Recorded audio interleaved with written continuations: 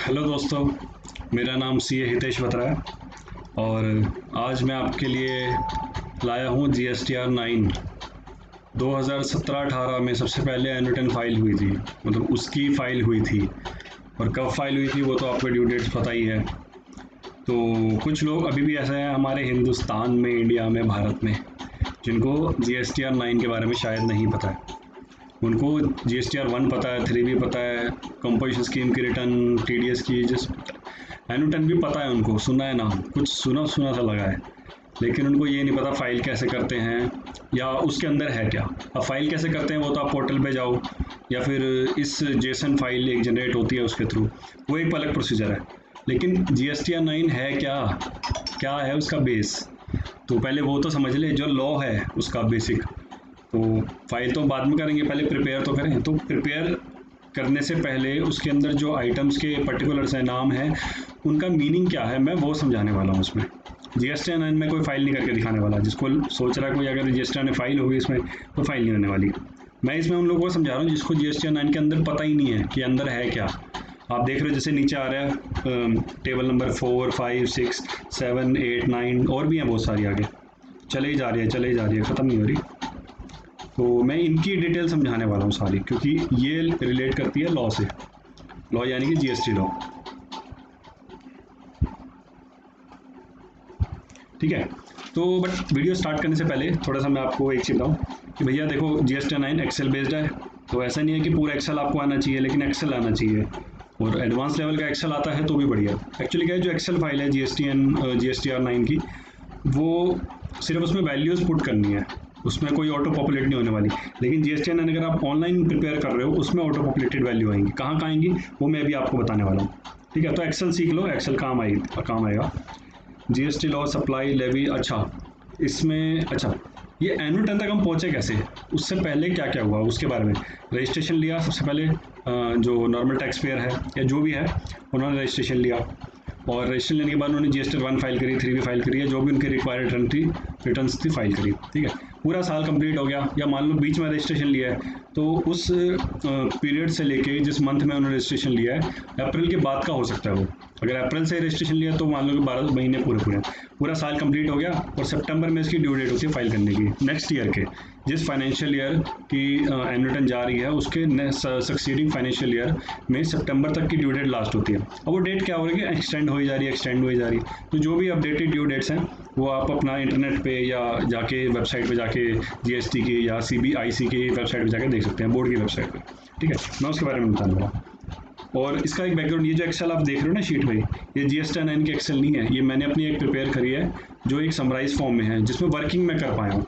GSTR 9 का जो मैंने डाउनलोड किया था, देखो ये फाइल दूसरी है, ये वाली फाइल है, इसमें मैं कुछ नहीं वर्किंग कर सकता था, ताकि मैं वर्किंग करूँगा तो मैं समझा पाऊँगा ना, पर मेरे को समझना खुद भी है। तो बेटर है कि मैंने अपनी एक्सेल शीट बनाई, सब कुछ वैसे ही रखा है, बट इसमें मैं सिर्फ अपनी वर्किंग एडिशनली कर पाया, इसलिए मैंने ये बनाई है। बट इस फाइल को आप रिटर्न फाइल करने के लिए यूज़ नहीं कर सकते, वो आपको डाउनलोड करनी पड़ेगी, जो GSTR 9 की 1.2 वर्जन की है, जो एक्सेल है, या तो ऑनलाइन बना लो जाके। ठीक है, तो बैकग्राउंड मटेरियल डाउनलोड कर लेना अगर आपको लगता है, और डिस्क्रिप्शन में नीचे दे रखा है। और एनुटन कौन कौन फाइल करेगा, तो ये रहा क्वेश्चन सबसे पहले, what is GSTR 9 and who is liable to file GSTR 9। It is an return to be filed by the all registered tax payer, जिसने GSTN ले रखा है, जिसने भी ले रखा है वो रजिस्टर्ड है अगर GST लॉ में, under GST respective of the turn over, कोई भी टर्न ओवर, अगर 1 रुपये का माल बेचा, 0.5 रुपीज़ का उन्होंने माल बेचा है, 50 पैसा का बेचा, तब भी आएगी। All registered tax are required to file GSTR 9 except, भाई कौन नहीं फाइल करने वाले, अब उनकी बात करते हैं। कैजुअल टैक्स पेयर, CTP जिसको बोलते हैं, इनपुट सर्विस डिस्ट्रीब्यूटर्स, ISD जो डिस्ट्रीब्यूट करते हैं आपका input tax credit, non resident NRTP जिसको बोलते हैं, और टैक्स पेयर डिडक्टिंग और collecting tax at source under 50 TCS और TDS वाले, उनको GST या एनुटन फाइल करने की जरूरत नहीं है। Note, composition tax payer have to file GSTR 9A and e-commerce operator have to file 9B। वैसे 9A वाली जो कंपोजिशन वाले की वो वेव कर दिया, उनको नहीं है, जो भी अपडेटेड है। तो आप मान लो कि ठीक है, अब ये लोग को फाइल करने की जरूरत नहीं है, और जिनको जरूरत है वो 9A वाले और 9B वाले मान लेते हैं। अभी तो नोटिफाइड कर दिया कि 9A फाइल नहीं करनी है। ठीक है, और इसकी लेट फी भी है, वो आप इंटरनेट पे देखना, क्योंकि इसमें चेंज होती रहती है। जो अपडेटेड आपकी अमेंडमेंट आई हुई है वो आप वहाँ से देखना। और 9 अगर आप करना शुरू कर रहे हो, मैं तो आपको बोलूँगा GSTR 1 कर लो ढंग से, समझ लो, GSTR 3 भी समझ लो, क्योंकि उन्हीं की वैल्यूज़ यूज़ होने वाली है यहाँ पे एनुअल रिटर्न में। ठीक है, ये टिप इतनी ही है। 1 कैसे फाइल करनी है, 3 भी कैसे फाइल करनी है, बहुत इंटरनेट पे दे रखी है, मुझे लगेगा तो मैं बना के डाल दूंगा 1 और 3 पे, बट फिलहाल हम 9 GSTR 9 पे फोकस करते हैं। ठीक है, अब कौन कौन फाइल करेगा वो डिस्कस हो गया। सबसे पहला नंबर है 4th पॉइंट, और मैं अपने आप को नीचे फेंक देता हूँ ताकि आपको मेरी शक्ल बार बार ना देखनी पड़े, आप फोकस यहाँ करो।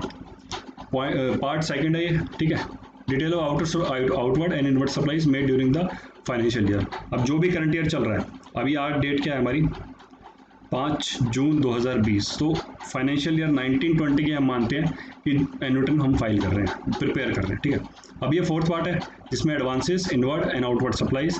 अब आप कह रहे हैं आउटवर्ड है यहाँ पे, और ये वर्ड इनवर्ड आ रहा है कि एडवांसेस है, इनवर्ड है, आउटवर्ड सप्लाईज। एडवांसेस समझ आता है, आउटवर्ड सप्लाई समझ आता है, लेकिन इनवर्ड क्या है?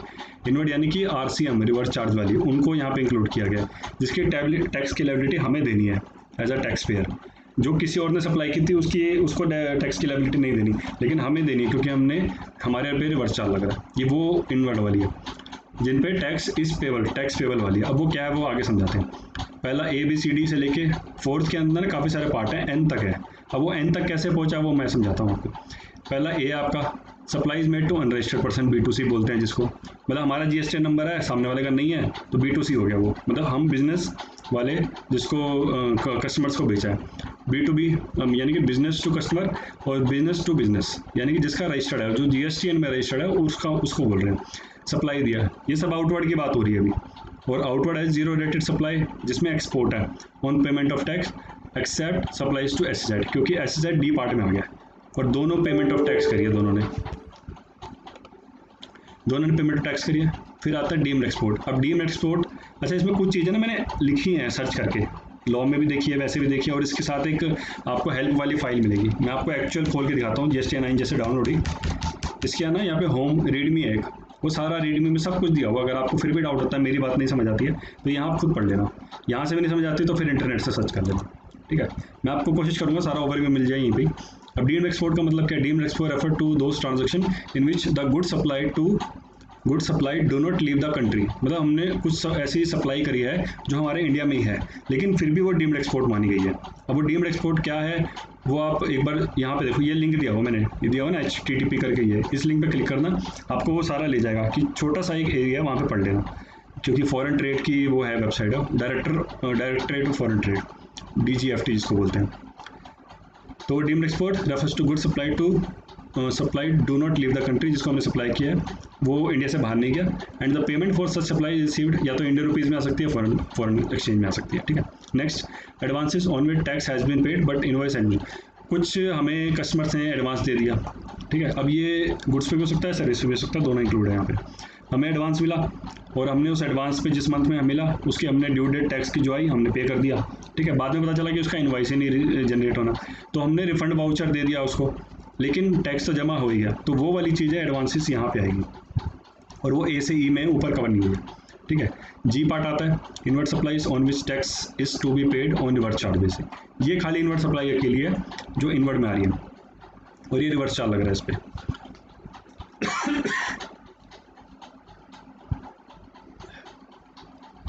अब इन सबका A से लेके G तक का टोटल H में आ रहा है आपके, ये देख रहे हो H दिख रहा है रेड कलर का। ठीक है, ये है सबका A से लेके G तक का टोटल, तो A to G अबव। ठीक है, नेक्स्ट आते हैं हम क्रेडिट नोट।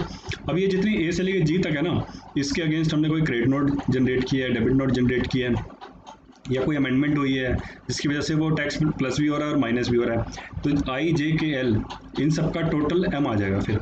ठीक है, और N ये है आपका H और M, ये जो दो रेड कलर के धब्बे बना रखे मैंने, जो ये दाग लगा हुआ है इन पे लाल कलर का, ये वो है। तो HM का अब नीचे टोटल आ गया, ये N पॉइंट आ गया, यानी कि फोर्थ आपका टेबल नंबर 4 पूरा हो गया। फिफ्थ पे आते हैं, detail of outwards and inward supplies. अब ये क्या कह रहे हैं देखते हैं। पिछले वाला था टैक्स इज पेबल, जो फोर्थ टेबल थी, ये टैक्स इज नॉट पेबल, ये देखो टैक्स इज नॉट पेबल। ठीक है, सेम ही है लगभग, लेकिन कुछ फ़र्क है वो मैं बताता हूँ। जीरो रेटेड सप्लाई एक्सपोर्ट है लेकिन विदाउट पेमेंट ऑफ टैक्स है, उसमें विद पेमेंट ऑफ टैक्स थी। SEZ को सप्लाई करी है without payment of tax. Supplies on which tax to be paid by the recipient on reverse charge basis. पहले क्या होता था, हमने किसी ऐसे लॉयर से मान लो हमने सर्विस लिया है जिसका टैक्स हम पे कर रहे हैं क्योंकि हम रजिस्टर्ड पर्सन हैं। अब हमने कुछ ऐसी सर्विस दी है या गुड्स दिए हैं जो भी नोटिफाइड गुड्स हैं और जो भी सर्विसेज हैं, तो जिस पे हम टैक्स नहीं देने वाले, ठीक है। जो रिसिपिएंट है उस पर रिवर्स चार्ज लग रहा है उस सर्विस का या गुड्स का, तो वो देने वाला, ये वो उसकी बात कर रहा है। बट कितने का हमने ऐसी सप्लाई करी वो हमें यहाँ दिखानी पड़ेगी, जिस पर टैक्स इज नॉट पेबल है, इसलिए यहाँ आया हुआ ये एग्जेम्प्टेड, निल rated, non GST supply. Generally exempted अगर कोई यूज़ करते हैं वर्ड, मोस्टली आईटीसी चैप्टर में यूज़ होता है। एग्जेम्प्टेड यूज़ करते हैं, इसका मतलब है कि उसमें निल रेटेड, आपका नॉन जीएसटी, या जिसका जो होली एग्जेम्प्टेड है नोटिफिकेशन के थ्रू सेक्शन 11 में सीजीएसटी एक्ट और सेक्शन 6 में आईजीएसटी एक्ट में। लेकिन यहाँ एग्जेम्प्टेड कह रहे हैं कि सिर्फ एग्जेम्प्टेड है, जो कि सेकंड पॉइंट वाली है, होली और पार्शली एग्जेम्प्टेड, जिसको एक्ट में सेक्शन 11 में और सेक्शन 6 में आईजीएसटी एक्ट में एग्जेम्प्ट किया गया, ये उनकी बात कर रहा है। बाकी निल रेटेड और नॉन जीएसटी वो नीचे देने वाली है, ठीक है। तो आपका ABCDEF तक हो गया। अब जी इसका है टोटल सबका, ए से लेके एफ तक का, ठीक है। नेक्स्ट आते हैं इन्हीं से रिलेटेड, जो ये जी पॉइंट आया है, ये ए से लेके एफ तक जितना आया है उसका credit note, debit note, amendment कोई प्लस हो रही है, टैक्स की लायबिलिटी बढ़ रही है, ये टैक्स की लायबिलिटी रिड्यूस हो रही है, और जो भी क्रेडिट नोट, डेबिट नोट इसके रिलेशन में जनरेट हुए हैं जिसमें टैक्सेस नॉट पेबल है, वो सारी उसकी वैल्यू यहाँ आएगी। और एक चीज़, ये जो वैल्यूज हम डाल रहे हैं ABCD हर जगह, चाहे 4th में है, 5th में है, या जितने भी आगे शीट्स आने वाली है, इनके ट्रांजैक्शन का एक बैकअप बना कर रखो, ये ज़रूरत पड़ेगी, नहीं तो आपको पता नहीं चलेगा। आप तो वैल्यू डाले जा रहे हो, लेकिन उसकी कंप्यूटेशन, उसकी एक एग्रीगेट कंप्यूटेशन, पूरे साल की जो कंप्यूटेशन है वो भी आपको बना के रखनी पड़ेगी, तो वो काम आएगी, ठीक है। अब L आ गया, H से लेके K तक का आपका टोटल आ गया। अब G और L का क्या ट्रीटमेंट हो रहा है वो हम देखते हैं। Turnover on which tax is not to be paid, G और L अबव, तो उसकी टर्नओवर ये आने वाली है, यहाँ पे ये वैल्यू बता रहा है, ये इधर आएगी, ठीक है। तो ये ब्लू कलर से हमने, अभी ब्लू नहीं, ब्लू और ये ब्लू और ग्रीन कलर के ये एरो बने हुए हैं, इसका क्या यूज़ है वो बताता हूँ। अब ये बोल रहा है an number, total turnover including advances, ठीक है। अब 4N, 5M और 4G। 4N कहाँ है, पीछे देखिए 4N, ये रहा जो एरो ब्लू कलर का बना हुआ है, ठीक है। 4N प्लस 5M, ये ब्लू कलर का एरो है, ये M है, ये 5 पॉइंट है और इसका M पार्ट है, ठीक है। माइनस 4G, ये आपका वो कोई टेलीकॉम वाला 4G नहीं है, ये जो 4G लेस कर रहा है, ये 4th का G पार्ट है, यानी कि inward supply on which tax to be paid on reverse charge basis, ये लेस किया इसने। तो ये 3 ब्लू कलर यहाँ पे ग्रीन निकाल रहे हैं एक्चुअल में, एक ये वाला ब्लू और एक ये वाला ब्लू और एक ये वाला ब्लू, इसलिए एरो बनाया है, ठीक है। 5th पॉइंट हो गया, आगे बढ़ते हैं। Third part, detail of ITC। अब 4 और 5 जो हमने शीट नंबर पढ़े हैं दोनों आउटवर्ड के हैं। ITC भैया यहाँ भसड़ है, थोड़े सीरियस हो जाओ, यहाँ पे सही बता रहा हूँ, ये तो ब्लैंक हो जाएगा, बिल्कुल ऊपर से जाएगा गोली, तो धीरे धीरे चलूँगा मैं भी। अब 6 का ए पार्ट, सबसे पहले तो ये कि ITC के रेफरेंस में हम ये सारी टेबल देख रहे हैं, ठीक है। अब 6 में क्या कहता है, detail of ITC availed during the financial year. भैया मजे ले लिया हमने ITC के, खा लिया उसको, एडजस्ट कर दिया सारा, ठीक है। बैलेंस है नहीं है वो हम देखते हैं। 6 का A part, total amount of input tax credit availed, ये अवेल्ड यूज़ कर रहा है, बट यानी आप ले चुके हो मजे ITC का, आपने यूज़ कर लिया बेसिकली, अगर मैं सीरियसली उसका वर्ड यूज़ करूँ तो यूज़ कर लिया उसने। ITC availed through form GSTR 3B, जो आपने 3B फाइल करी है ना, अब 3B में कहाँ आ रहा है क्या आ रहा है वो वैसे बता तो रहा है, टेबल 4 है, लेकिन आप 3B समझ लो क्योंकि वहीं से ये वैल्यू यहाँ आने वाली है, ठीक है। आई थिंक ये ऑटो पॉपुलेट होगी, वो आप पोर्टल पे जाके चेक करना ऑटो पॉपुलेट हो रही है नहीं हो रही, खुद करना एक्सरसाइज, तभी आपको रियलाइजेशन होगा कि क्या ऑटो पॉपुलेट हो रहा है, क्या आप मैन्युअली फीड कर रहे हो, ठीक है। B part, invert supplies. अब इनवर्ट सप्लाईज में हम बाद में पढ़ते हैं B पार्ट, लेकिन हम बाकी पार्ट पढ़ लेते हैं पहले। C पार्ट ये कहता है inward supply received from unregistered person, और D पार्ट कहता है invert supply receive from registered person, ठीक है। ये दो डिफरेंस है दोनों में, लेकिन दोनों में सेम क्या है, liable to reverse charge other than B above on which tax is paid and ITC available. अब एक चीज़ है कि भाई inward supply receive from unregistered person, अब अनरजिस्टर्ड ने सप्लाई की रही है और हमें टैक्स देना है, यानी कि किसी लॉयर ने सर्विस दी और हम एज अ टैक्स पेयर हम रजिस्टर्ड है और हम उसके ऊपर टैक्स दे रहे हैं, ये वो है, वो इनपुट पे हो सकता है, कैपिटल गुड्स पे हो सकता है, इनपुट सर्विस पे हो सकता है, कैटेगरीज बना दी है ये तीनों सबकी। सेकंड है रजिस्टर्ड पे, वो रजिस्टर्ड है सामने वाला, मान लो कि कोई लॉयर है वो रजिस्टर्ड है या GTA है वो रजिस्टर्ड है, लेकिन लायबिलिटी हमें फिर भी पे करनी पड़ रही है अंडर रिवर्स चार्ज मैकेनिज्म, ठीक है। तो ये दोनों यहाँ पे आएंगे। अब ये गुड्स का भी हो सकता है, सर्विस का भी हो सकता है, ये जो अनरजिस्टर्ड रजिस्टर्ड की बात कर रहे हैं, ठीक है। अब वापस हम B पे आते हैं। अब इनवर्ट सप्लाईज आई है, ठीक है, मान लेते हैं हम सारी इनवर्ट सप्लाईज हम B पार्ट में डाल रहे हैं, लेकिन उसमें से क्या नहीं डालने वाले, वो ये है other than, it means excludes import of goods and services, क्योंकि इंपोर्ट ऑफ गुड्स ई में आ रहा है और इम्पोर्ट ऑफ सर्विस एफ में आ रहा है। अब इम्पोर्ट ऑफ गुड्स और सर्विस में SEZ भी आते हैं। अब वो SEZ कहाँ आ रहा है और कहाँ नहीं आ रहा वो मैं बताता हूँ। इम्पोर्ट ऑफ गुड्स और सर्विस, ठीक है, ये यहाँ से हट के E और F में चला गया, और and inward supply liable to reverse charge ये COD में चला गया, ठीक है, रिवर्स चार्ज आपका COD में चला गया, और इम्पोर्ट ऑफ गुड्स और सर्विस चला गया E और F में, ठीक है। लेकिन वो कह रहा है इसमें इंक्लूड एक चीज़ होगी कि सर्विस अगर SEZ से हमने रिसीव करी है, मान लो कोई इन्वर्ट सप्लाईज कोई भी आई है सारी, इंपोर्ट वाली छोड़ के और RCM वाली छोड़ के, लेकिन अगर SEZ से कोई सर्विस ली है ना, वो हम B पार्ट में इंक्लूड करने वाले हैं। बस ये इतनी क्लैरिफिकेशन है इसमें। और जो इम्पोर्ट ऑफ सर्विस है excluding invert supplies from SEZ, ये F में से हटा के उसने B में वापस डाल दिया है। लेकिन अगर E पार्ट अगर हम देखें तो import of goods including supplies from SEZ, यानी कि सर्विस वाली जो SEZ से सर्विस आई है वो ऊपर है B पार्ट में, और जो गुड्स वाली आई है वो E पार्ट में है, ठीक है। इतना ही है, कंफ्यूज मत होना, एक बार दोबारा समझ लेना यहाँ पे पॉज करके, जब समझ आ जाए आगे बढ़ जाएंगे। और मैं आगे बढ़ रहा हूँ क्योंकि आप पॉज कर सकते हो, मैं नहीं पॉज कर सकता। G part, input tax credit receive from input service distributor. अब इनपुट सर्विस डिस्ट्रीब्यूटर कौन है वो एक डेफिनेशन आप पढ़ लो। चलो मैं जनरली बता देता हूँ कि एक सेंट्रलाइज मैकेनिज्म होता है कि सारी जगह से ISD एक रजिस्ट्रेशन लेता है और वहाँ पे वो सारा क्रेडिट लेता है, और अपनी जितनी भी उसकी दूसरी इस्टेब्लिशमेंट है या ब्रांचेज हैं उनको डिस्ट्रीब्यूट कर देता है, जिसको जितनी टर्नओवर होती है उसके हिसाब से। जनरल इतना है, बाकी डिटेल में आप पढ़ना, इसमें मैं इतना लंबा बता नहीं पाऊँगा, ठीक है। ISD हो गया। अब H part, amount of ITC reclaimed. आपने सुना है कि ITC रिवर्स होता है। मान लो ITC हमने क्लेम किया और 180 दिन में पेमेंट नहीं आई उसकी, या जो भी रीज़न है, तो जब उसका 180 दिन पूरा होता है और जिस मंथ में जिस टैक्स पीरियड में वो लाई करता है, जब उसके 180 दिन पूरे होते हैं तो वहाँ वो रिवर्स कर देते हैं। लेकिन जब वो 180 दिन पूरे के बाद और रिवर्स करने के बाद जब उसकी पेमेंट हो जाती है तो हम तो तब उसका क्रेडिट यूज़ कर सकते हैं ना, ये वो चीज़ बोल रहा है। अमाउंट ऑफ ITC रिक्लेम्ड, ऊपर तो हमने अवेल किया था, जब फिर हमारा बाद में रिवर्स हुआ फिर हमने उसको रिक्लेम किया। ये कंप्यूटेशन में बोल रहा हूँ, बना लो हर पूरे साल की, इसमें आपने क्लेम कब किया, रिवर्स कब किया और रिक्लेम कब किया। ये ITC तो आपको नहीं तो आपको आपके ऊपर भूत चढ़ जाएगा और आपको समझ नहीं आएगा क्या हो रहा है। एनुअल रिटर्न छोड़ दोगे आप GST से बाहर हो जाओगे, आप बोलोगे GST बकवास है, मेरे से नहीं होगा। और जो लोग कर जाते हैं ना, ये बहुत मज़ा आता है उनको, सही बताऊँ तो एनुअल रिटर्न तो कुछ भी नहीं है फिर उनके लिए। जिनको अवेल्ड समझ आ गया, रिवर्स समझ आ गया और रिक्लेम समझ आ गया। रिवर्स में कब कई रीज़न से होते हैं, वो मैं आपको जब आगे शीट जैसे बढ़ेगी उसमें भी बता दूँगा, क्योंकि यहाँ पे उसका एक रेफरेंस दे रखा है और यूज़ भी किया हुआ, ठीक है। Aggregate value of input tax credit avail reverse, फिर रिक्लेम हुआ है, ये थर्ड स्टेप आ रहा है रिक्लेम बार। Under the provision of the act shall be declared here, it means make a reclaim excel sheet और डिटेल्स ऑलरेडी। मैं बोल रहा हूँ आपको, शीट बना लो, ये मैंने लिखा है, ये 9 में नहीं आया हुआ, ये मैंने अपनी तरफ से लिख दिया ताकि आपको सीरियसनेस हो जाए इसकी। और ITC के तो भैया हर चीज़ बनाओ, मैं तो बोल रहा हूँ, चाहे जितनी मर्जी शीट हैवी हो जाए, बनानी जरूर है, ठीक है। अब सब टोटल आया I पार्ट इसका, B से लेके H तक का, और ये सारा ITC हमने क्लेम किया हुआ है, अवेल्ड किया हुआ है, ये उसकी बात कर रहा हूँ, ठीक है। अब बोल रहा है I और A का डिफरेंस। अब I आपका है ये वाला जो निकला है आपका, B से लेके H तक का जो निकला है सारा वो I बन गया, ठीक है। और A क्या है आपका, ये जो ऑटो पॉपुलेट हुआ है 3B, ये उसकी बात कर रहा है 4A टेबल के थ्रू, ठीक है। अब इन दोनों का डिफरेंस है, चलो ठीक है, मान लो डिफरेंस निकल गया, J पार्ट आ गया हमारा, क्या करना है क्या नहीं करना वो हम आगे देखते हैं अभी। अब K पार्ट ये कहता है ट्रान 1 और L कहता है ट्रान 2।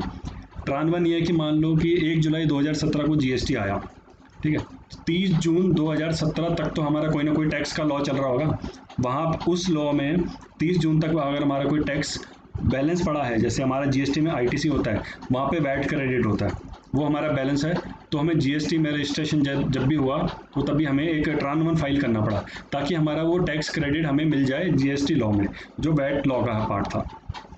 और जो ITC अगर हमारा पेंडिंग है तो वो यहाँ आ जाएगा। अगर कोई कैश बैलेंस हमारा पड़ा है, चाहे वो टैक्स का चाहे इंटरेस्ट का, तो वो ट्रान 2 में आ जाएगा, ठीक है। डिटेल आप देख लो, ये सब लिखी हुई है, मैंने अंडरलाइन करी है, तो आपको ज़्यादा दिक्कत नहीं आएगी। जनरली था ट्रान 1 आपका है ITC से रिलेटेड, ट्रान 2 आपका कैश बैलेंस से रिलेटेड, जिसमें इलेक्ट्रॉनिक कैश रजिस्टर आता है और इसमें इलेक्ट्रॉनिक क्रेडिट लेजर जिसको बोलते हैं, ठीक है। M पार्ट कहता है एनी अदर ITC, ठीक है यार, कोई ITC ऊपर कवर नहीं हुए तो यहाँ कवर कर लो उसको, ठीक है। N पार्ट आ गया, N फॉर नागपुर, सब टोटल ऑफ K2M KLM, ये तीनों का टोटल आ गया, ट्रान 1 ट्रान 2 और अदर ITC अवेल्ड, जो कि ऊपर स्पेसिफाइड नहीं है, उसकी बात कर रहे हैं, ठीक है। वैसे जनरली मोस्टली हम यहीं पे, अगर आप 3B में भी जाके देखो तो अदर ITC का एक ऑप्शन होता है, वहाँ डालते हैं, तो मेरे ख्याल से वही यहीं पे आने वाला है, वो मैनुअल डालेंगे और 3B से सारा वो कंप्यूट करने वाला है, कंपेयर करने वाला है। अब O part, total I T से अवेल्ड आई प्लस एन।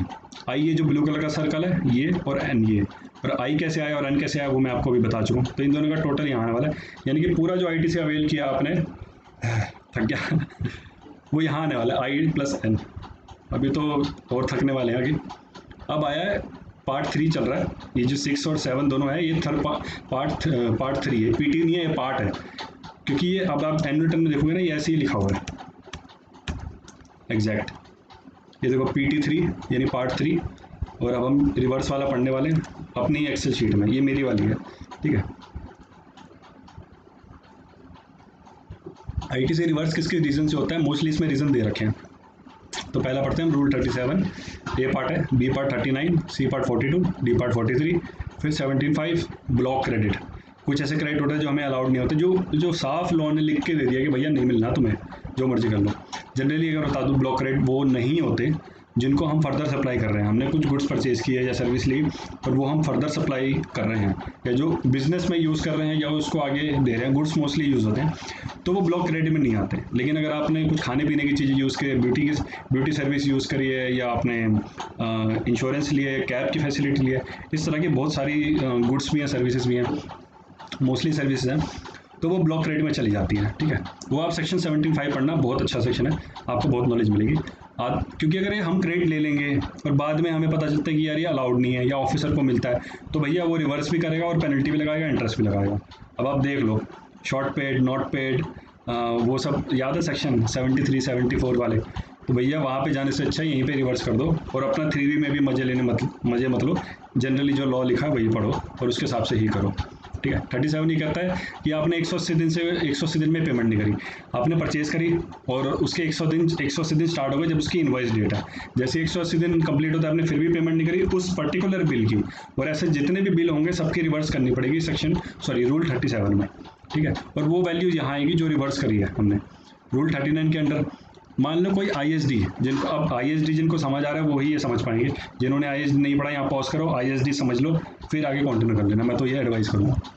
अब रूल 39 कहता है व्हेन एन ISD रिसीव्ड, अच्छा एक ये जो आई लिखा हुआ है ना, आई मतलब इट मीन्स, और ये जो सारी एक्सप्लेनेशन है अगर आप GSTR 9 का फॉर्मेट देखोगे इसमें सिर्फ रूल कौन कौन सा है वो बता रखा है, लेकिन ये जो कहानियाँ मैंने लिख दी है ना नीचे, ये आप हेल्प वाली शीट जो सबसे पहले आती है रीडमी वाली, यहाँ से उठाई है मैंने, और कहीं से मैं नहीं उठा रहा, इंटरनेट से नहीं उठाया मैंने, इसी एक्सेल की फाइल से उठाया, ठीक है। अब पढ़ते हैं हम rule 39, when an ISD receives a credit note from a supplier the ITC distributed previously, ठीक है। यहाँ तक मतलब है कि पहले तो ITC को डिस्ट्रीब्यूट हमने कर दिया था पहले, ठीक है।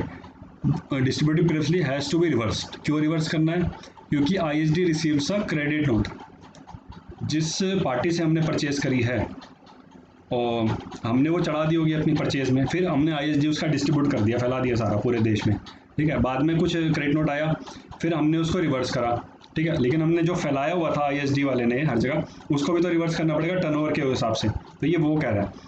तो ISD receives a credit note from a supplier the ITC distributed previously has to be reversed, ठीक है। ये वो उस वजह से रिवर्स हो रहा है, और ISD ने रिवर्स करना है क्योंकि उसके बाद क्रेडिट नोट आ गया सप्लायर से। 42 43 भाई ये ITC इनपुट्स है, और ये 42 रूल पढ़ना है, इसमें कैलकुलेशन है सारी, मैं कैलकुलेशन नहीं बता रहा लेकिन रीज़न बता रहा हूँ कि ये इनपुट पे होगा, और ऐसे ही 43 कैलकुलेट होगा ITC capital goods, mostly exam को होता है। देखो अब ये बोल रहा है कि 42 में ITC inputs use for exam supplies and personal purpose, यानी कि नॉन बिजनेस पर्पस के हिसाब से। अब ये एग्जाम और पर्सनल पर्पस कैसे कैलकुलेट होगा, वो रूल 42 आप पढ़ो, ऐसे ही रूल 43 पढ़ो जिसमें एग्जाम सप्लाईज और नॉन बिजनेस पर्पस से विल ऑल्सो बी रिवर्स्ड। 42 43 पढ़ लो, बहुत अच्छा ये रूल है और आपको काम आएगा ही आएगा, ये करना ही पड़ता है, जो बड़ी कंपनी में काम कर रहे हैं उनको तो करना ही पड़ेगा। रिवर्सल और टर्न, जो भी रीज़न है टर्न 1 और टर्न 2, ये आपको वहाँ पे रीड में जाके देखना क्या रीज़न दिए हुए हैं, वहाँ आपको मिल जाएंगे। कोई अदर रिवर्सल जो ऊपर कवर नहीं हुआ ये सारे। अब आई पार्ट निकल गया, A से H तक का सारा, ये टोटल निकल गया। Net ITC available for utilization 6O - 7I, 7 का I ये निकल गया ब्लू हमारा, लेकिन 6O देखिए क्या निकला था, ये O रहा, ये I और N जब निकाला था अभी पिछला थोड़ी देर पहले, ये O है और ये 6 पार्ट है। 6 का O में से जो रिवर्स हुए हैं वो लेस कर दिया तो J पार्ट आ गया हमारा नेट ITC, बस थोड़ा सा स्वाद आ गया यहाँ तक, ठीक है। पानी पिए।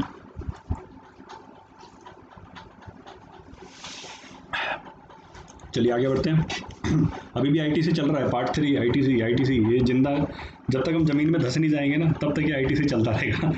देखते हैं कब तक। मेरे ख्याल से लास्ट शीट है, अदर आईटीसी वाली है, 8 टेबल नंबर 8 है, अदर आईटीसी रिलेटेड इन्फॉर्मेशन।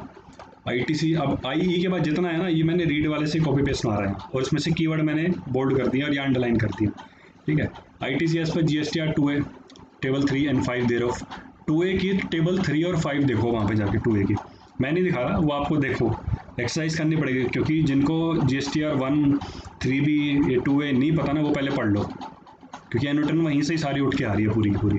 कुछ ऑटो पॉपुलेट हो रही है, कुछ हम मैनुअली डाल रहे हैं, और जो मैनुअली डाल रहे हैं उसकी एक एक्सेल शीट बना के रख लो भाई, और आपको समझ आ जाएगा कहाँ कैसे। और फिर उसके जो डिफरेंस आने वाले हैं पोर्टल वाले और आपके जो अपनी शीट्स बनी हुई है, जो डिफरेंस है ना उसका फिर हम बताएंगे क्या ट्रीटमेंट होगा। जब आपको पता चलेगा ना उसका कि फाइनली ये हुआ है, तो आपके दिल टूट जाएंगे, क्योंकि वो लैप्स हो रहा है आईटीसी। अब वो क्यों लैप्स हो रहा है हम देखते हैं। लैप्स हो रहा है कि मतलब आप उसको यूज़ नहीं कर सकते, क्योंकि साल खत्म हो चुका है, सितंबर भी चला गया, या ड्यू डेट जो भी है उसकी वो भी जा चुकी है। ड्यू डेट तक अगर एनुअल में क्लेम कर लिया तो ठीक है, नहीं तो भाई उड़ गया वो, ये भी हो सकता है। चलो देखते हैं आगे। आईटीसी एस्पेक्ट जीएसटीआर 2A से ऑटो पॉपुलेट हो रहा है, लेकिन इसमें है क्या क्या। Detail of input tax credit reversed due to ineligibility और रिवर्सल रिक्वायर्ड 737 रूल 37 99 42 43 भी सारे पड़े हैं। और इसमें ब्लॉक क्रेडिट भी आ रहा है सेकंड पॉइंट में, उसकी वजह से भी रिवर्स हुआ है 75। और ट्रान 1 ट्रान 2 में जो अभी सारा पढ़ा था हमने वही रिवर्स हो रहा है। Table 4B form GST this any ITC reverse to form ITC 3। अब आईटीसी 3 क्या है ये आप गूगल का आके देखो कि फॉर्म क्या है। If amount state in table 4D for form D was not given 4A, छोड़ो नेक्स्ट करते हैं। अब ये ध्यान रखना कि ए पार्ट में कहीं प्लस हो रहा है, ठीक है, इसलिए मैंने बहुत बड़ा प्लस बना दिया यहाँ पे। डॉक्टर्स के लिए नहीं है ये, हमारे अपने सीए वालों के लिए या जो जीएसटी का काम कर रहे हैं उनके लिए। बी पार्ट देखते हैं, बी पार्ट नेगेटिव हो रहा है, सी पार्ट भी नेगेटिव हो रहा है, लेकिन बी और सी में है क्या वो देखते हैं। आईटीसी एज पर सम टोटल, जिसमें 6B आ रहा है, 6B जो हमने निकाला था, 6 में जाते हैं, बी पार्ट देखें, 6B देखा, बी पार्ट आ गया ना, ये आपका आरसीएम वाला और इंपोर्ट वाला ये हट गया, तब जाके बी बचा है जो भी, लेकिन इसमें एसईजेड वाला इंक्लूड है सर्विसेज का, ठीक है। हम थे यहाँ, हाँ इनपुट सप्लाई ये सारा वही है 6B, और 6H है। अब वापस 6H में जाते हैं, 6H है अमाउंट ऑफ आईटीसी रिक्लेम, ठीक है भाई। ये तीसरा जो स्टेप आया, अवेल्ड किया, रिवर्स किया, फिर रिक्लेम किया, जो आईटीसी है, इनमें से किसी का भी हो सकता है, ठीक है। 6H पार्ट, ये 6H वो है, तो इन दोनों का जो टोटल है वो B निकल रहा है, ठीक है। लेकिन वो हो क्या रहा है वो देखते हैं अभी। अब है सी पार्ट 4 फाइनेंशियल 17-18 6B और ITC on invert supplies other than import invert supplies this receive during 17-18, ठीक है। मान लो कोई इनपुट टैक्स क्रेडिट था हमारा, किसी से भी रिलेटेड था, लेकिन अदर देन इंपोर्ट था और रिवर्स चार्ज था। एक चीज़ बता दूँ, 2A में कभी इंपोर्ट का आईटीसी नहीं आता। 2A में आप अगर फैच करके देखोगे ना फाइल, उसमें इंपोर्ट की डिटेल नहीं आती, रिवर्स चार्ज की नहीं आती, इसीलिए उसने सी पार्ट में यहाँ रखा है, और बाद में वो सी पार्ट हटाने वाला है उसको, ताकि जो 2A ऊपर 2A का ऑटो पॉपुलेट हुआ है उसमें एटलीस्ट ये फिगर ना वो एडजस्ट करे, ठीक है। अब वो नहीं करने वाला, इसलिए वहाँ से वो सी पार्ट और बी पार्ट को हटा रहा, लेकिन बी पार्ट तो आईटीसी क्लेम हुआ है उसको हटा रहा है। यानी कि बेसिकली डिफरेंस है कि भाई जो 2A का जो एक्चुअल में सप्लायर ने दिखाई है आपकी अपनी जीएसटीआर 1 में, और जो आपके 2A में आ रहा है, और आपने जो क्लेम किया वो एटलीस्ट मैच होना चाहिए। अगर वो मैच नहीं होता तो वो डी पार्ट में डिफरेंस दिखाएगा। लेकिन सी पार्ट में क्या है वो देखते हैं कि 17-18 का 6B आईटीसी और इनवर्ट सप्लाईज, 17-18 का कोई आईटीसी अवेलेबल था, लेकिन आपने अवेल किया अप्रैल 18 से मार्च 19 तक, यानी कि नेक्स्ट सक्सीडिंग फाइनेंशियल ईयर में आपने उसको क्लेम किया।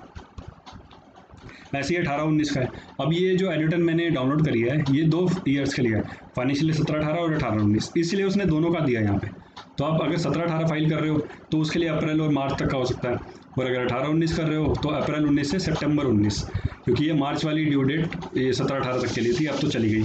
तो आप मान लो कि हम 18-19 ही फाइल कर रहे हैं, और आपका सितंबर 18-19 फाइल कर रहे हैं, और 19 सितंबर तक आपको क्लेम करना है। लेकिन वो डेट एक्सटेंड हुई है, तो आप चिंता ना करो, अपना कर सकते हो टाइम से। सॉरी मेरे ख्याल से डेट इसकी हो चुकी है ड्यू डेट। अब आप 19-20 अगर फाइल करोगे उसके लिए आपका अवेलेबल होगा, मान के चलो सितंबर 20 ही होगा उसका, लेकिन वो एक्सटेंड हो गई है तो आपको और फायदे हो गए। तो ये ड्यू डेट वाली चक्कर जो एक्सटेंड हो रही है ना, क्या ड्यू डेट है कितना, वो समझ लो आप, ताकि आपको यहाँ कन्फ्यूजन ना हो, ठीक है। अब डिफरेंस जो ले रहा है उसका A part minus B part minus C part, auto populated minus जो आपने बी पार्ट में मैनुअल डाली है, और सी पार्ट में जो आपने अगले साल क्लेम किया है, यानी कि नेक्स्ट फाइनेंशियल ईयर में, ये डिफरेंस वो आया, ठीक है। अब ये मान लो आपने डी पार्ट निकाल दिया, ए में से बी और सी लेस हो गए, डी पार्ट आ गया आपका। अब हम सेपरेटली पढ़ते हैं ई पार्ट। हो गया डी पार्ट, उसको भूल जाओ। अब नेक्स्ट पढ़ते हैं आगे। ITC available but not availed, available था लेकिन अवेल नहीं करा हमने। अब इसमें कौन कौन सा है, जैसे credit which was available but not availed in 3B में अवेल नहीं करा, and the credit was not availed in form GST as the same was ineligible, और जो इनएलिजिबल था वो भी इसकी वजह से भी हमने नहीं किया। Shall be declared here, identify if the 8D is positive then sum of 8E and 8F shall be equal to 8D। अब वो कह रहे हैं कि जो आपने डिफरेंस निकाला ना, वैसे तो होना नहीं चाहिए, ये 8D, 8 और डी फॉर दिल्ली वाला, ये जो डी निकला है ना डी पार्ट, ये आपका पॉजिटिव नहीं होना चाहिए। वैसे अगर होता है तो sum of 8E and 8F shall be equal to 8D। अगर ये डिफरेंस निकलता है ना, तो बाकी मान लो कि रिकॉन्सिलेशन चल रही है अभी ये 2A के फैच में सारे, तो ITC available but not avail और ITC available but ineligible. Available था अवेल नहीं किया, अवेलेबल था इनएलिजिबल था, तो ये दो रीज़न है। अवेल जो नॉट अवेल्ड वाला वो तो आप चलो आगे कहीं ना कहीं नेक्स्ट ईयर जाके यूज़ कर लोगे, लेकिन जो इनएलिजिबल था वो तो इनएलिजिबल है ब्लॉक रेट की वजह से, ठीक है। तो ये ई और एफ निकले। अब मान लो कि ई और एफ निकला है, ओके है, ठीक है, हमने सेपरेट कर दिया। अवेलेबल बट यूज़ नहीं करा, पेंडिंग है हमारा, नेक्स्ट ईयर यूज़ करेंगे उसको, लेकिन अभी तक यूज़ नहीं किया क्योंकि जिस हम साल की एनुअल रिटर्न फाइल करें अभी मानते हैं हमने नहीं किया, वो किया ही नहीं किया, वो हम आगे जो एक समरी बनेगी उसके हिसाब से देखेंगे। और ये इनेजिबल था, ठीक है। अब जी और एच निकालते हैं। IGST paid import of goods including SEZ वाली, क्योंकि supplies from SEZ import of goods वाले में ही आती है, जो सर्विस है वो नॉर्मल इनपुट्स वाले में आती है। IGST क्रेडिट अवेल्ड, IGST जो था इम्पोर्ट ऑफ गुड्स पे वो आपने एच पार्ट में अवेल किया, और जी और एच का अगर कोई डिफरेंस है ना तो आई में आ जाएगा, बस इतना है। इम्पोर्ट ऑफ गुड्स पे कोई आपका IGST था वो आपने यहाँ पे मिला आपको, ठीक है, लेकिन अगर अवेल कर लिया यानी यूज़ कर लिया तो वो यहाँ होगा एच पार्ट में, और जी और एच का अगर सारा जितना था और जितना यूज़ कर लिया वो जीरो आ गया ना डिफरेंस, मतलब जितना था पूरा यूज़ कर चुके आप, तो आपका आई पार्ट डिफरेंस नील हो जाएगा। और अगर नहीं किया कुछ पेंडिंग है तो आई में पेंडिंग खड़ा हो जाएगा वो डिफरेंस के नाम से। एक तो आपका डी वाला डिफरेंस निकला और आई वाला डिफरेंस, ठीक है। अब आई के बाद जे आता है, अगर मैं आपको थोड़ा सा नीचे कर दूँ तो आपको जे दिख जाएगा, ठीक है, ये जे है आई के बाद। IT से available but not avail on import of goods, ठीक है, जो डिफरेंस है ना अभी भी आपका पेंडिंग है, जो आपने अवेल नहीं करा है, ये वो है बस। अब के part total ITC to be lapsed, ये दिल दहलाने वाली बात है। के पार्ट ये कह रहा है कि जो आपका E, F और J है, ये जो अवेलेबल बट नॉट अवेल्ड और F आपका इनएलिजिबल है, भैया सितंबर भी चला गया, ड्यू डेट भी चलेगी एनुअल टर्म तक की, तब भी आपने उसको यूज़ नहीं करा, भले ही नेक्स्ट ईयर किया हो, लेकिन वो भी नहीं किया क्योंकि नेक्स्ट ईयर वाली सी पार्ट में आ गई है। अगर आप नेक्स्ट ईयर यूज़ करें तो यहाँ दिख जाएगी वो। उसके अलावा भी अगर नेक्स्ट ईयर में भी नहीं दिखा पाए, सेम ईयर में भी यूज़ नहीं कर पाए, तो वो लैप्स वाली कैटेगरी में आ जाएगी और उसको आप कुछ नहीं कर सकते। आप बोलोगे टैक्स में से एडजस्ट करते हैं अगर कोई लायबिलिटी बनती है, नहीं कर सकते क्योंकि वो लैप्स हो रही है। अब आपका ई पार्ट क्या निकला है, E, F और J। E ये निकला, ये जो ऑरेंज कलर का एरो है, F आपका ये ऑरेंज कलर का एरो है, और J आपका ऑरेंज कलर का एरो है, जो भी पिंक है ऑरेंज है जो भी है, ये आपका क्या और ये लैप्स हो गया। फालतू का नुकसान, अवेल कर लेते, ढंग का अकाउंटेंट रखते, ढंग का GST प्रैक्टिशनर रखते तो आपका लैप्स नहीं होता। छोटा अमाउंट है तो शायद दुख ना हो, बड़ा अमाउंट है तो बहुत दुख होने वाला है और सबकी लंका लगने वाली है कि भैया लैप्स हो कैसे गया। टैक्स पेड, अब इसमें जनरल टाइम नहीं लगाऊंगा, पार्ट 4 आ गया क्योंकि थर्ड पार्ट सारे खत्म हो गए 8 टेबल तक। मेन सारा हमने अभी तक डिस्कस कर लिया, लेकिन थोड़ा सा मेन है वो भी हम करते हैं। Fourth part, tax paid as declares in returns, जो भी आपने अपने 3B फाइल करी है सारी, वहाँ पे जो टैक्स डिक्लेयर किया है वो है ये सारा। अब लिखा नहीं है 3B है या 1 है, तो मान लो वही है, नहीं तो आप रीड में देखो कहाँ क्या लिखा है। टैक्स पेबल था इतना सारा, ठीक है। कैश हम पहले तो हम ITC से एडजस्ट करते हैं, ITC से जितना था हमने यहाँ एडजस्ट कर लिया। सबसे पहले हम इंटीग्रेटेड करेंगे, फिर सेंट्रल करेंगे, फिर स्टेट करेंगे। अगर कोई क्रेडिट पड़ा है तो, नहीं पड़ा है तो भैया फिर तो हम कैश देना पड़ेगा सारा, ठीक है। और हो सकता है सेस भी हो, उससे एडजस्ट किया हो, ठीक है। इसी में ही लेट फी, इंटरेस्ट, पेनल्टी, सब अदर चार्जेस यहाँ पे। Part number 10, sorry table number, अब टेबल नंबर 10, 11, 12, 13 ये तीनों चारों यहीं पे ही आने वाली है, लेकिन ये है क्या पहले देखते लें ऊपर हेडिंग। फॉर फाइनेंशियल ईयर, अच्छा मान लो 17-18 की फाइल कर रहे हैं। Particulars of the transaction for the financial year 17-18 declared in returns between April 18 and return, जो भी ट्रांजेक्शन है 17-18 की, लेकिन हमने 18-19 में दिखाई है, तो ये उनकी बात कर रहा है। या 18-19 फाइनेंशियल ईयर है, कुछ ट्रांजेक्शन ऐसी है जो 18-19 से रिलेट करती है, लेकिन हमने अप्रैल 19 से सितंबर 19 के बीच में दिखाई है, ये उनकी बात कर रहा है। क्योंकि वो आप याद है सी पार्ट 8 सी पार्ट में उन्होंने लेस किया था, ये वही है सारा, मान लेते हैं। अब 10 क्या बोल रहा है, सप्लाई टैक्स डिक्लेयर थ्रू, अच्छा ये जो ठीक है, कुछ 17-18 का था तो 18-19 में आ रहा है, कुछ 18-19 का था 19-20 में आ रहा है, ठीक है। अब उन 18-19 और 19-20 वाली जो ट्रांजेक्शन जो नेक्स्ट ईयर दिख रही है, उसी में कोई अमेंडमेंट है इंक्लूडिंग डेबिट नोट या क्रेडिट नोट, तो वो यहाँ दिखने वाली है उसकी अमेंडमेंट, वो ये कह रहा है भाई, ठीक है। कोई रीज़न, अच्छा जो पिछले साल वाली ट्रांजैक्शन से, जो मान लो कि 17-18 की कोई ट्रांजैक्शन है और हम 18-19 की एनुअल रिटर्न बना रहे हैं, तो 18-19 में कोई अमेंडमेंट मिली है हमें, या उसका कोई debit note credit note receive है जो पिछली ट्रांजैक्शन, जो पिछले साल की ट्रांजैक्शन से रिलेट कर रहा है, लेकिन वो ओकर कर रहा है इस 18-19 के ईयर में, तो ये उनके अमेंडमेंट और उनके डेबिट नोट की बात कर रहा है। समझ आया? दोबारा बोलता हूँ, कोई इनवॉइस था मान लो पिछले साल का, अब मैं ईयर नहीं यूज़ कर रहा, मैं सिर्फ कंसेप्ट यूज़ कर रहा हूँ। पिछले साल का इनवॉइस था, उसके अगेंस्ट कोई अमेंडमेंट हुई इस साल, या उसके अगेंस्ट कोई debit note credit note generate हुआ और रिसीव हुआ हमें इस साल, तो हम इस साल जो बना रहे हैं ना, ये वो डिटेल कह रहा है। जो बना तो हम इस साल के रहे हैं, लेकिन वो जो रिलेशन है ना उसका, वो पिछले साल की ट्रांजैक्शन से है, पिछले साल के इनवॉइस से है, लेकिन उसका डेबिट नोट क्रेडिट नोट इस साल रिसीव हुआ है, इसलिए वो हम यहाँ दिखा रहे हैं, क्योंकि है तो वो इस साल का पार्ट लेकिन रिलेट करता है पिछले साल से। ऐसे ही हर साल की एनुअल रिटर्न में होने वाला है। Reversal of ITC availed during previous financial year, ITC कोई पिछले साल हमने मजे ले लिए, लेकिन उसकी रिवर्सल मान लो अब पता चली है हमें कि रिवर्स होना चाहिए, क्योंकि उसके 180 दिन इस साल पूरे हो रहे हैं, वो रिवर्स यहाँ करेंगे। अब रिक्लेम हो सकता है इस साल हो उसका रिक्लेम, और हो सकता है नेक्स्ट ईयर अपकमिंग ईयर में या सक्सीडिंग ईयर में रिक्लेम करें। 13 part, ITC availed in current financial year which relates for the previous financial year. देखा, अब वो रिक्लेम भी हो सकता है या नॉर्मल हो सकता है। पिछले साल का कोई बिल था हम नहीं क्लेम कर पाए, मान लो मार्च का बिल था, मार्च आपका जो भी प्रीवियस ईयर का मार्च है, प्रीवियस फाइनेंशियल ईयर का, और अप्रैल में रिसीव हुआ या सितंबर तक रिसीव हो गया, तो यहाँ पे हम वो क्लेम कर रहे हैं, ठीक है। टेबल 4 GSTR 3 भी उनकी बात कर रहे हैं। तो अब 5N + 10 - 11, 10-11 तो ये रहे हमने देख लिया, लेकिन 5N क्या है हम जाके देखते हैं। टेबल नंबर 5 में N पार्ट ये रहा, ये ग्रीन वाला दिखा आपको, ये इसलिए मैंने ग्रीन यहाँ लगा रखा है, जिसका रिलेशन है यहाँ से 10 वाले से।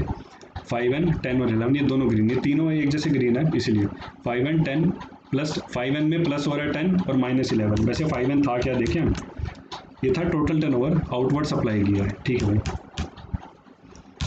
क्योंकि वो आउटवर्ड सप्लाई थी उससे ही रिलेट कर रही है, इसलिए यहाँ उसमें एडजस्टमेंट हो रही है सारी, ठीक है भाई, आउटवर्ड से रिलेट करती है। 10 और 11, अच्छा मान लो कुछ प्लस माइनस निकला या अमेंडमेंट बढ़ी या घटी, तो अमेंडमेंट अगर हुई है, क्रेडिट नोट डेबिट नोट आए हैं, तो टैक्स प्लस भी हुआ होगा, अगर डेबिट नोट आया क्रेडिट नोट आया तो टैक्स माइनस भी लेस भी होगा, और अगर अमेंडमेंट प्लस हुई है यानी कि टैक्स की लायबिलिटी बढ़ी है तो हमें पे करनी पड़ेगी। तो ये जो 10-11 बोल रहा है सर्कल किया हुआ ग्रीन कलर का, ये 10-11 है, जिसकी वजह से हमें टैक्स की लायबिलिटी बढ़ी और टैक्स की कम हुई है, तो उसका ट्रीटमेंट यहाँ पे एडजस्टमेंट होने वाली है हमारी। पेबल इतना एक्स्ट्रा निकला और हमने पे कितना किया वो, यानी कि एनुअल रिटर्न जब फाइल करेंगे तो ये पे करना पड़ेगा। डिमांड एंड रिफंड थोड़ा लिटिगेशन से रिलेटेड है, लेकिन हम इतने जो वर्ड के जो मीनिंग है वो समझ सकते हैं, इतना मुश्किल नहीं है। तो पढ़ते हैं। 6th पार्ट है अदर इन्फॉर्मेशन, पर्टिकुलर से डिमांड एंड रिफंड्स। टोटल अब ऑटो पॉपुलेट है नहीं है, वो तो आप अपने जाके GST पोर्टल पे लॉगिन करो, एनुअल रिटर्न देखो वहाँ पे मिलेगा आपको। टोटल रिफंड क्लेम्ड, ठीक है भाई, हमने इतना रिफंड क्लेम किया, RFD 1, RFD 1A 2 3 जितने भी सारे फॉर्म्स हैं उसके थ्रू हमने किया, तो जो भी अब अलग अलग फॉर्म्स हैं वो आप स्टडी कर लेना। क्लेम इतना किया, सैंक्शन इतना हुआ। पहले क्लेम का मतलब क्या है, aggregate value refund claim sanction rejected pending for processing, ठीक है। Refund claimed will be aggregate value of the refund claim filed in the financial year and will include refund which have been sanctioned, rejected or are pending, ठीक है। मतलब हमने at least claim कर लिए हैं, हमें मिल गया है, सैंक्शन हो गया, रिजेक्ट हुआ है या प्रोसेसिंग में है, वो जो भी रीज़न है वो इसी में ही है सारे। अब सैंक्शन क्या हुआ, सैंक्शन का मतलब थर्ड पार्ट में पढ़ते हैं। Refund sanction means the aggregate value और रिफंड सैंक्शन ऑर्डर, जिनके ऑर्डर आ चुके हैं सैंक्शन करने के, ये उनकी बात कर रहा है। लेकिन जो रिजेक्ट हुए हैं या तो सैंक्शन होगा या रिजेक्ट होगा या प्रोसेसिंग में होगा यानी पेंडिंग हुआ, तो 3 ही हो सकते हैं। सैंक्शन हो गया और तो आपको प्रोसेसिंग बैंक में आ ही जाएगा, रिजेक्ट हो गया, जो भी रिजेक्शन ऑर्डर देना था उसको वो भी दे दिया उसने, सैंक्शन ऑर्डर भी देगा, रिजेक्शन ऑर्डर भी देगा, दोनों में से एक केस हो सकता है। या पेंडिंग है, अब पेंडिंग का मतलब क्या है वो पढ़ते हैं हम। Refund pending will be aggregate amount in the all refund application for which acknowledgement has been received and will exclude provisional refund received and this will not include details of non GST refund. भाई GST से लोगे ठीक बात है, लेकिन जिनके acknowledgement generate हो चुकी है और रिसीव हो चुकी है उनकी बात कर रहा है। ठीक है, ये हो गया ABCD पार्ट। अब पढ़ते हैं EFG। ई का मतलब है टोटल डिमांड ऑफ टैक्स। अच्छा, अरे रिफंड लेते रहोगे हैं, डिमांड नहीं दोगे जब बनती है तुम्हारी। मान लो ठीक है रिफंड बन रहा है वो ले लेना तुम, लेकिन जो डिमांड बन रहा है उसकी भी डिटेल डालो यहाँ पे। Central, state, integrated, cess, interest, penalty, late fee सब डालो यहाँ पे। ऑटो पॉपुलेट है नहीं है वो आप पोर्टल में देखना। पोर्टल सबसे बढ़िया तरीका, पोर्टल समझ आ गया ना तो ये शीटें भरने में ज़्यादा दिक्कत नहीं आएगी, आराम से हो जाएगी। अब demand of taxes. Demand of taxes का मतलब है aggregate value of demand of taxes for which an order has been issued by the adjudicating authority. अब वो पढ़ो जाके ऑर्डर वाला चैप्टर जिसमें असेसमेंट जितनी सब होती है, वहाँ पे आपको ये चीज़ें मिलेगी। वीडियो अपलोडेड है यूट्यूब पे, देख लेना। Total demand of taxes E part. F part total taxes paid in respect of E above. ठीक है, अब सेकंड पार्ट में क्या बोलता है, aggregate value of taxes paid out of the total value of demand as declare in 15E above. जिसमें भाई tax पे कर दिया है, नहीं दोगे तो रिकवरी प्रोसीडिंग स्टार्ट हो जाएगी। तो बेटर है कि दे ही दो। और रिकवरी में पता ही आपको सब बेच बाच देती हैं तुम्हारी चीज़ें, प्रॉपर्टी, बैंक, इंश्योरेंस, FD जो भी उनकी लिस्ट में आती है, या थर्ड पार्टी से किसी से लेंगे। G part total demand pending out of E above. Aggregate value of demand pending recovery out of 15 above shall be declared here. ठीक है भाई, डिमांड पेंडिंग है, जो दे दिया है वो दिखा देंगे, जो नहीं दिया है वो भी दिखाएंगे, ताकि रिकवरी प्रोसीडिंग स्टार्ट हो जाए। थक गया भाई। एक लास्ट है ये, किसी को याद है रूल 143? वीडियो को पॉज करो और गेस करो कि 143 था क्या, बिना गूगल किए, बिना बुक खोले। ठीक है, पॉज करने के बाद हम आगे बढ़ते हैं। 16 है, 6 पार्ट है अदर इन्फॉर्मेशन का, लेकिन टेबल में 16 है। Formation of supply receive from composition tax payer, deem supply under 143 and goods sent on approval basis. सोचते रहो 143 क्या है। तो ए पार्ट ये कहता है कि supplies received from composition tax pair, inward supply है लेकिन कॉम्पोजिशन वाले से लिया, क्योंकि उसका IT से तो क्लेम कर नहीं सकते, बट वो पार्ट होता है परचेज का। तो वो रह गई थी जो पिछले कहीं नहीं दिखाई गई, वो यहाँ दिखाएंगे हम, जिन्होंने भी कॉम्पोजिशन टैक्स पेयर से परचेज करी है, सप्लाई रिसीव्ड हुई है। B part deem supply under 143, it means aggregate value of old deem supplies from the principal to the job worker. Principal ने जॉब वर्कर को कोई सप्लाई करी है सेक्शन 143 की प्रोविजंस के, रेगुलेशंस के अंडर, उसको कंप्लाई करते हुए, वो यहाँ पे आने वाली है। C part good sent on approval basis. कुछ बिजनेसमैन जो गुड सेंड करते हैं अप्रूवल बेसिस पे और 6 महीने में उनकी अप्रूवल नहीं आती है तो इनवॉइस की ड्यू डेट सेक्शन 31 में आप चेक करना कि क्या होती है। ठीक है, ये उससे रिलेट कर रहा है। तो कब उसका टाइम ऑफ सप्लाई होगा, good send on approval basis, वहाँ यूज़ होता है। अगर आपको ये कंसेप्ट समझना है तो टाइम ऑफ सप्लाई चैप्टर पढ़ो, वहाँ आपको एक कंसेप्ट मिलेगा। It means aggregate value of all deem supplies for goods which were sent on approval basis but were not return to the principal supplier within 180 days of such supply shall be declare. भैया माल भेजा और ठीक है, पैसे की बात नहीं कर रहा, वो कह रहा है गुड्स सेंड किया है और 180 दिन हो गए और गुड्स वापस नहीं आया अभी तक, तो भैया यहाँ दिखाओगे। ठीक है भाई, समझ लो कि फेक बिल होंगे, उसकी ऐसी बात कर रहा होगा। HSN कोड, और HSN कोड का मैं क्या बताऊँ, ये देखो HSN कोड जो भी होगा उसका डिस्क्रिप्शन ये लिख लिया करो, डिस्क्रिप्शन, क्योंकि कई बार होता है कि आपके HSN कोड नहीं डले होते लेकिन आपको डिस्क्रिप्शन में लिखा होता है, तो उसके थ्रू आप HSN कोड सर्च कर सकते हो। सर्विसेज का अलग होता है, गुड्स का अलग होता है। यूनिक क्वांटिटी कोड, ये 3 अल्फ़ाबेट का होता है। ठीक है, टोटल क्वांटिटी जो भी क्वांटिटी है, और टोटल टैक्सेबल वैल्यू क्या है उसकी, supply if is supply application for concessional tax rate of tax, अगर कोई कंसेशनल रेट ऑफ टैक्स है तो वो यहाँ आएगा, यानी कि टोटल रेट ऑफ टैक्स है उसका वहाँ यहाँ आएगा। CGST IGST का जो टोटल होगा वो यहाँ आएगा, और IGST का टोटल होगा वो भी यहाँ आएगा, लेकिन सेपरेशन यहाँ दिखा दिया जाएगा क्योंकि इंटीग्रेटेड सेंट्रल स्टेट सेपरेट। और सेस तो आपको पता है ये कहीं लगता है कहीं नहीं लगता। एक्शन में है कि ऐड करना है, लेस करना है, ये आप अगर मैं चल दिखाई देता हूँ। HSN आउटवर्ड है, ये देखो यही शीट है, कोई फ़र्क नहीं है। रेट ऑफ टैक्स भी यहाँ दिए हुए हैं सारे, आप देखोगे ये एरो जितने भी हैं सब यहाँ आ रहे हैं। कंसेशन येस और नो करना है, मान लो कि किसी का 18% है। एक्शन है ऐड करना है या डिलीट करना है। जब आप ट्रांजेक्शन लिखोगे ना यहाँ पे, तब ये ऐड और लेस इनेबल हो जाएंगे। ठीक है, शीट वैलिडेशन है, जब अपनी शीट बना ली सारी पूरी की पूरी, और जब पूरी शीट बना ली मान लो, ठीक है, फिर आप आओगे होम शीट पे, फिर आप कहता है कि जनरेट करो जेसन फाइल। लेकिन यहाँ पे आप देखोगे ना, वैलिडेट शीट का भी एक ऑप्शन है। HSN आउटवर्ड खोला था ना हमने, वैलिडेट इनेबल हो जाएगा, इसको वैलिडेट करना, ठीक है। वहाँ पे ये शीट वैलिडेशन एरर ये सारे यहाँ दिखा देगा। और जब ये पोर्टल पे अपलोड हो जाएगी और जेसन फाइल वापस डाउनलोड करोगे तो क्या रीज़न है उसका, वो यहाँ दिखा दिया जाएगा। लेकिन ये शीट जब आप वैलिडेट कर लोगे इस शीट को, वहाँ से आपको होम पे जाना है, तो जेसन फाइल जनरेट होगी, ये वाली, ये ओपन, एक मिनट मैं फ़ोटो हटाऊँ, जनरेट, हाँ यही तो है, generate JSON file to upload, यहाँ जनरेट करना, पोर्टल पे अपलोड करना GST, ठीक है। वहाँ पे अगर कोई एरर दिखाता है तो डाउनलोडेड एरर जेसन फाइल, फिर वो जो रीज़न देगा 20 मिनट के अंदर या जो भी टाइम होता है उसका, वहाँ से फिर एरर की जेसन फाइल डाउनलोड होगी, वो यहाँ पे अपलोड करना। जैसे क्लिक करोगे ना, ये देखो ब्राउज़र ये कर रहा है यहाँ पे, या कोई जेसन फाइल आपने ऑनलाइन जनरेट करी है GST9, लेकिन आप चाहते हो कि उसको एक्सेल में भी जनरेट करूँ मैं, तो वो जेसन फाइल वहाँ से डाउनलोड करना और एज इट इज़ आपकी जेसन फाइल यहाँ आएगी और ये पूरी की पूरी शीटें भर जाएंगी अपने आप ही, ठीक है। वापस आते हैं हम अपनी शीट पे, ये मेरी वाली थी, जैसे आउटवर्ड की है ऐसे इनवर्ड की डिटेल डालना, ठीक है। ये लास्ट पार्ट था 18 तक। तो उम्मीद करता हूँ कि ये आपको जो वीडियो है ये समझ आई होगी और आपको हेल्प भी करेगी। और जो लोग जानते हैं, ठीक है, जिनको GST9 है, जिनको नहीं आती वो ये देख लेना और आपको काफ़ी हेल्प मिलने वाली है। काफ़ी लंबी वीडियो बन गई है, टाइम तो मुझे भी नहीं पता, मैं चेक करता हूँ अभी कितना टाइम है। और GST लॉ को पढ़ते रहिए, नॉलेज बढ़ाते रहिए, लॉ पढ़ते रहिए और आगे बढ़ते रहिए। फिर मिलते हैं अपनी नेक्स्ट वीडियो में। जो भी नेक्स्ट वीडियो आएगी वो किस पे आएगी, क्या आएगी, वो जब वीडियो अपलोड होगी तब पता चलेगा। लेकिन आप कुछ चाहते हो कि कुछ ऐसे टॉपिक पे वीडियो बने तो आप नीचे कमेंट करके बता देना और इस वीडियो को लाइक कर देना, शेयर कर देना और मेरे चैनल को सब्सक्राइब कर देना। चैनल मेरे नाम से ही है, CA Hitesh Batra. Okay bye, फिर मिलते हैं। लॉ पढ़ते रहिए, आगे बढ़ते रहिए।